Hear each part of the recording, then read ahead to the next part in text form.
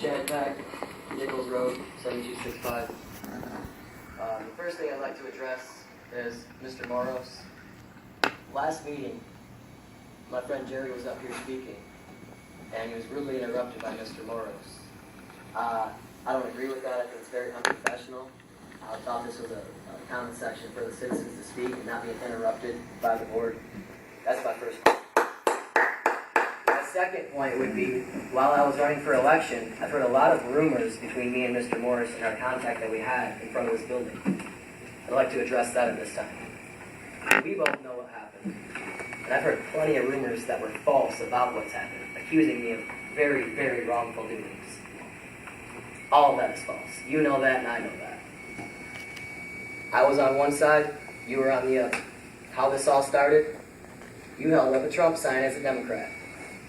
I called you out on that. If you're a Democrat, why are you holding up a Trump sign? You got mad. What happened? You came over and confronted me on my side, got in my face, towered over me, and attempted to intimidate me during an election that's supposed to be professional. We're supposed to be representing our citizens and trying to do the right thing. You lost your temper, and you came in and confronted me. Somehow that got miscontorted into me starting to fight with you. While at the same time, I'm not done, sir. At the same time, your son is flipping me off.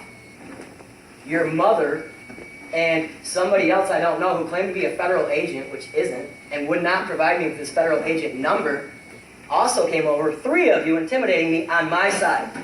I kept to my side. I never came to your side. Every single time we had contact, you approached me, confronted me, got in my face for no reason, other than the fact that you were upset that I called you out on something that was very true and wrong in my opinion. Now, you continue with the same sort of attitude right now with the smirk on your face while I call you out on this. No different than when Jerry Kadich comes up and speaks and says something that you dislike. You smirk, you make rude gestures, I don't know how to say it necessarily politely in front of this board, but I totally disagree with everything you do up there. Other than the fact that you made a great point at last meeting that we should try to change the date when we do the meetings on Wednesdays. I totally agree with you on that, sir. Then we have the rest of the board who won't even acknowledge you when you come up with something like that. A great idea. Trying to get citizens to come to a meeting at a better time.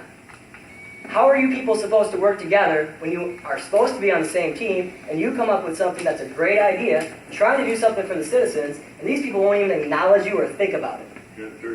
Thank you, sir. I appreciate that. Now, the last point I'd like to make is the media bias by this woman right here. Yes. During my interview for this, while I was running for election, she changed things I said, negated to mention things that I said. Who knows why? I don't know why. But I still thought I had a good interview, but it was not the interview I gave. Secondly, last meeting I approached her about my new organization, Students Standing for Gun Rights. We're going to go into schools. We're going to school board meetings for the next 3-4 months.